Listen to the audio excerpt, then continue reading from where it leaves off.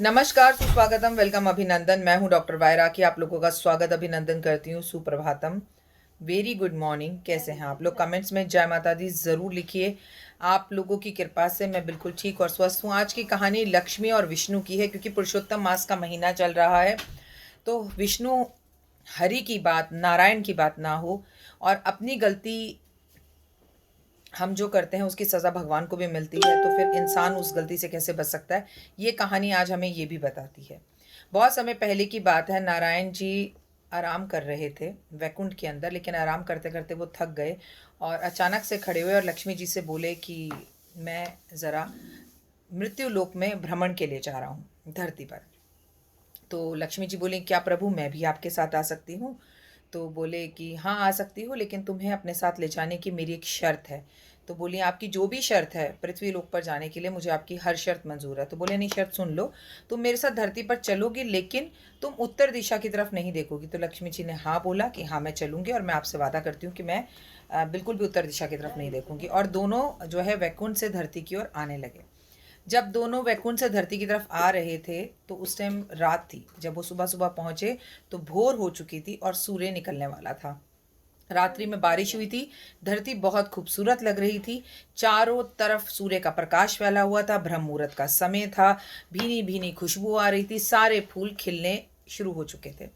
इतने में लक्ष्मी जी धरती को देख के मन मुक्त हो गई, खुश हो गई। उन्हें चारों तरफ इतनी पॉजिटिव वाइब्रेशंस लगी कि वो कभी दाएं देखती, कभी बाएं देखती, और इस चक्कर में वो भूल गई कि उन्हें उत्तर दिशा की तरफ नहीं देखना है। और उन्होंने गलती से उत्तर दिशा की तरफ देखा, और वहाँ एक बगीचा था, उसमें बड़ी खूबसूरत फूलों की एक बगिया थी। वो वहाँ गई, एक फूल तोड़ कर लाई, विष्णु जी के पास पहुँची। जब विष्णु जी को फूल देने लगी तो विष्णु जी की आंखों में आंसू आ गए, और उन्होंने बोला कि कभी भी किसी से बिना पूछे उसका कोई भी सामान नहीं लेना चाहिए, और तुमने पाप किया है। उस माली ने बहुत मेहनत कर कर इन फूलों को बढ़ाया, और तुमने बिना पूछे उससे ये फूल ले लिया, तोड़ लिया। ये चोरी के पाप में आता है और तुम्हें इसकी सज़ा भुगतनी पड़ेगी। तब विष्णु जी ने लक्ष्मी जी को वो बात याद करवाई कि तुम्हारा मेरा वादा था कि तुम बिल्कुल भी उत्तर दिशा की तरफ नहीं देखोगी, और तुमने उत्तर दिशा की तरफ देख लिया और तुमने अपने प्रॉमिस को तोड़ दिया। लक्ष्मी जी बोली, हाँ प्रभु, ये तो गलती मुझसे हो गई है, तो मुझे क्षमा कर दें आप दया करके। तो भगवान ने कहा, इसकी कोई क्षमा नहीं है, चोरी की है तो उसकी सज़ा मिलेगी। और इसकी सज़ा ये है, इस माली के घर पर 3 साल तक तुम्हें नौकरानी बनकर रहना होगा, इसके यहाँ सेवा करनी होगी, काम करना होगा, और उसके बाद तुम आ सकती हो वापस मेरे पास। तो लक्ष्मी जी बोली, मुझे आपकी सज़ा मंजूर है। और ये सज़ा देकर रोते हुए विष्णु भगवान वैकुंठ की तरफ वापस चले गए।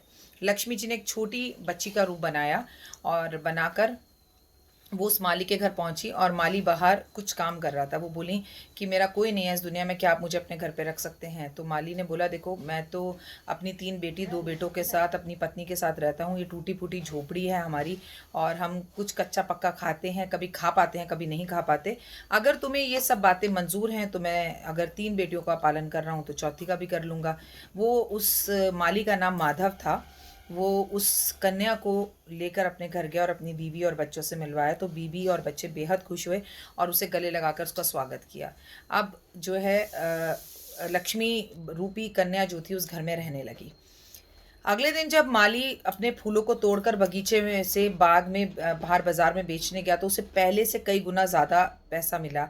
और अब जब भी माली काम करता उसे भरपेट भोजन भी मिलता, उसका घर भी अच्छा होता जा रहा था, उसका काम व्यापार भी अच्छा होता जा रहा था। फूल वो एक लगाता, अगले दिन खूब सारे खिल जाते। तो कहीं ना कहीं उसके मन के अंदर ये बात थी कि जो है, मैं ये जो भी कुछ कर पा रहा हूँ। पहले ही दिन जब लक्ष्मी जी उसके घर आई और वो फूल बेच रहा है उसने, तो उसने गाय खरीद ली। और ये जिसके पास खाने को पैसे नहीं थे, उसके पास इतने पैसे आ गए कि उसने गाय खरीद ली, बैलगाड़ी खरीद ली। तो उसके मन में कहीं ना कहीं ये बात थी कि लड़की जो है ना, ये चमत्कारी लड़की है, इसके पैर में कोई ऐसी बात है, जब से ये आई है मेरा काम बहुत अच्छा चल रहा है।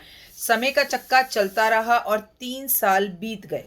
3 साल बीतने के बाद जब माधव अपने खेतों से, अपने बगीचे से फूलों को तोड़कर घर वापस ला रहा था, तो उसके घर के दरवाजे पे सोने से लदी हुई एक महिला खड़ी थी, जो कि लक्ष्मी माँ थी।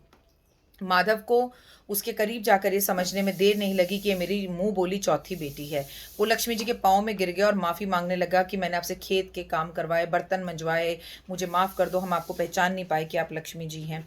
तो उसने अपने परिवार को बुलाया, सब नतमस्तक हो गए लक्ष्मी जी के सामने। लक्ष्मी जी बेहद प्रसन्न हुई और बोली कि नहीं माधव, मैं अपने ही कर्मों का हिसाब देने तेरे घर आई थी और तुम एक बहुत अच्छे इंसान हो और मैं तुम्हें वरदान देती हूँ कि तुम्हारे घर से लक्ष्मी कभी ना जाए, खुशियाँ तुम्हारे घर में सदैव बनी रहें। इतना कहकर लक्ष्मी जी वैकुंठ की ओर वापस चली गईं। इस कहानी से हमें सीखने को ये मिला कि ना जाने किस रूप में हरि चले आए, शायद इसी कहानी से पता लगता है। और आप भगवान हो या इंसान हो, जो पाप आपने किए हैं उनके कर्म आपको भोगने ही पड़ेंगे, भले ही आप भगवान से कितनी माफ़ी मांग लें, भगवान माफ़ नहीं करते। तो जैसा हम करते हैं हमारे जीवन में रिटर्न में हमें वैसा ही मिलता है। तो आज से अभी से मटर उठाकर सब्जी की दुकान पर मत खाइए, कभी गाजर उठाकर मत खाइए, जो खाइए मोल खरीद कर खाइए, किसी बगीचे से फूल तोड़कर भगवान को अर्पण मत करिए।